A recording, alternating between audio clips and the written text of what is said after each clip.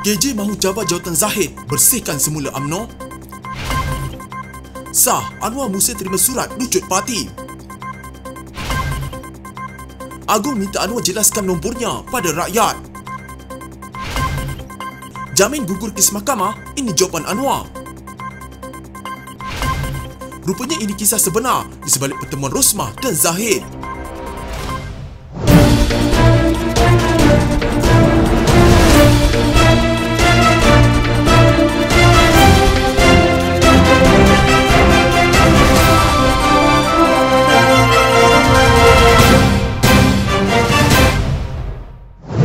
Khairi Jamaluddin tidak menolak kemungkinan akan mencabar Ahmad Zaid Hamidi untuk jawatan Presiden UMNO pada PRU ke-15 baru-baru ini. Zahid meletakkan Khairi bertanding di Sungai Buloh dan seterusnya tewas di kubu kuat Pakatan Harapan itu. Kita akan tengok, kata bekas Menteri Kesihatan secara ringkas ketika ditanya sama ada dia mempertimbangkan untuk bersaing jawatan tertinggi dalam pemilihan UMNO yang dijangka diadakan awal tahun depan. Khairi sebelum ini terpaksa mengosongkan kerusi Parlimen Rembau di Negeri Sembilan untuk timbalan Presiden UMNO Muhammad Hassan. Menantu bekas Perdana Menteri Abdullah Ahmad Badawi itu juga pada menyorot bahawa tidak mempunyai pilihan selain memilih untuk bertanding di Sungai Buloh selepas kepimpinan UMNO tidak berbincang dengannya berhubung kerusi yang akan ditandingi. Semasa tempoh berkempen, calon UMNO itu juga terpaksa berdepan kempen Pakatan Harapan yang mendakwa undi untuknya adalah undi untuk Zahid. Pemimpin UMNO dikecam oleh gabungan itu sebagai rasuah, tetapi kemudiannya diterima sebagai rakan kongsi apabila pilihan raya menyaksikan Parlimen tergantung. Kempen Khairi juga menyasarkan Zahid dengan bekas Menteri Kesihatan itu berikrar untuk membersihkan UMNO serta memulihkan imej parti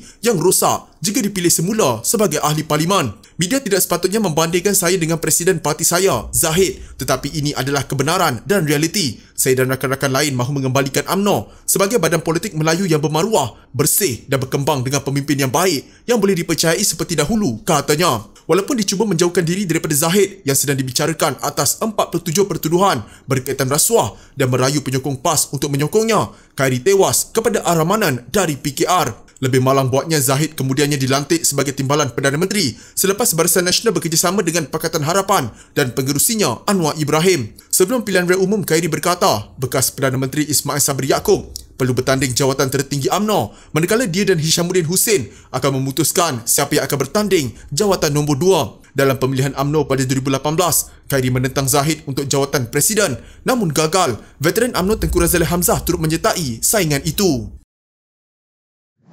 Tan Sri Anwar Musa mengesahkan sudah menerima surat pelucutan keahlian UMNO daripada Setiausaha Agung Parti, Datuk Seri Ahmad Maslan. Katanya surat berkenaan hanya menyebut seksyen-seksyen berkaitan tanpa menyatakan secara spesifik perbuatan atau tindakan yang terkait dengan pelucutan keahliannya. Bagaimanapun, bekas Ketua UMNO bahagian Ketereh itu berkata beliau menerima surat itu dengan berlapang dada. Saya ucapkan terima kasih. InsyaAllah sehari dua lagi saya akan menjawab surat yang saya terima, katanya menerusi Facebook. Selepas disingkirkan daripada UMNO, bekas Ahli Parlimen Ketereh Anwar Musa memperkenalkan NGO baru yang dikenali sebagai Muafakat Nasional. Anwar memaparkan gambar kod QR di laman Facebooknya bagi mengajak orang ramai mendaftar di laman web NGO berkenaan. Menurut laman web tersebut, NGO itu ditubuhkan bagi mempromosikan perpaduan ummah dan menjunjung keutuhan sistem politik negara yang lebih baik, berpaksikan rukun negara dan perlembagaan Malaysia. Muafakat Nasional berpegang kepada 5 matlamat, antaranya menjunjung keluhuran perlembagaan persekutuan yang menjamin pembentukan negara, Islam sebagai agama persekutuan, kedaulatan Raja-Raja Melayu, kedudukan istimewa orang Melayu dan bumi putera serta kepentingan sah kaum-kaum lain. Selain itu, ia juga mempertahankan bahasa Melayu sebagai bahasa kebangsaan serta menjamin kepentingan masyarakat majmuk terpelihara. Antara aktiviti yang akan dianjurkan NGO itu ialah sesi sidang meja bulat, Jelajah Muafakat Nasional yang merupakan siri seminar tertutup di setiap negeri serta konvensyen Muafakat Nasional bertaraf nasional. Dalam satu kenyataan, Setiausaha Muafakat Nasional Muhammad Irwan Rizal berkata, keahlian NGO itu terbuka untuk rakyat Malaysia tanpa mengira kaum dan agama. Bagaimanapun, kanak-kanak di bawah umur perlu meminta kebenaran ibu bapa terlebih dahulu. Anwar Ibrahim mendedahkan Yang di-Pertuan Agong semalam meminta beliau menjelaskan kepada rakyat berhubung sokongan majoriti yang dimilikinya untuk menjadi Perdana Menteri ke-10 kerana ada pihak mempertikaikannya. Beliau berkata penjelasan itu juga dibuat bagi mengelakkan kekeliruan dan tidak menyinggung kedudukan Raja-Raja Melayu. Seperti mana dalam perlumbaan, dia boleh potong round atau pusingan pertama, kita potong round ketiga. Tetapi yang penting garis penamat Di garisan penamat, saya perolehi jumlah besar kerana orang beri pengakuan sebelumnya telah menarik balik sebelum tempoh 2 petang. Katanya dalam program pertemuan Mahabbah Perdana Menteri bersama ulama dan asatizah, Sultan Abdullah Sultan Ahmad Shah memberi masa sehingga 2 petang 21 November lalu kepada pemimpin parti politik untuk memutuskan gabungan parti bagi membentuk kerajaan dan mempersembahkan calon Perdana Menteri yang mendapat sokongan majoriti kepada baginda. Tempoh itu kemudiannya dilanjutkan selama 24 jam ke 2 petang 2 November. Mengulas lanjut, Anwar berkata, dalam proses pemilihannya sebagai Perdana Menteri, gabungan yang memiliki jumlah kerusi paling banyak ketika itu adalah Pakatan Harapan diikuti Perikatan Nasional. Disebabkan tiada gabungan yang memiliki majoriti mudah, katanya, terdapat usaha mendapatkan akuan berkanun atau SD, ahli parlimen sebelum tamat tempoh yang diberikan agung. Pakatan Harapan memenangi 82 kerusi, disusuli Perikatan Nasional 73, Barisan Nasional 30,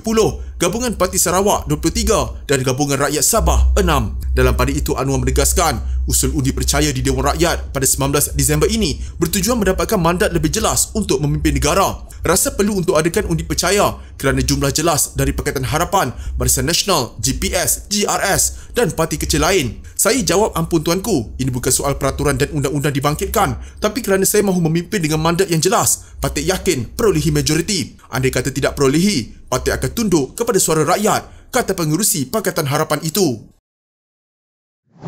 Perdana Menteri Datuk Seri Anwar Ibrahim tidak pernah memberi jaminan kepada mana-mana pihak yang berdepan dengan kes mahkamah untuk membebaskan mereka. Beliau berkata ia hanya boleh dilakukan sekiranya individu-individu terbabit dilepaskan daripada pertuduhan oleh hakim yang adil dan saksama. Saya tidak pernah beri jaminan kepada sesiapa menyatakan untuk kita lepas daripada hukuman sekiranya diputuskan oleh hakim yang bebas dan adil. Kalau saya mahu kompromi, saya sudah jadi Perdana Menteri bertahun-tahun dahulu, katanya berucap di Kompleks Seri Perdana. Terdahulu Anwar hadir dalam program pertemuan Mahabbah bersama ulama dan asatizah. Pada masa ini, individu dalam kerajaan yang mempunyai kes di mahkamah adalah Presiden UMNO, Datuk Seri Dr. Ahmad Zahid Hamidi yang kini dalam peringkat membela diri terhadap dakwaan kes rasuah membabitkan dana Yayasan Akal Budi berjumlah 17.9 juta ringgit. Pada September lalu, timbalan Perdana Menteri itu dilepas dan dibebaskan daripada 40 pertuduhan rasuah yang dihadapinya berhubung sistem visa luar negara VLN. Dalam pada itu, Anwar sudah menemui semua pihak berkuasa untuk menyatakan pendirian tegas itu, termasuk Suruhanjaya Pencegahan Rasuah Malaysia SPRM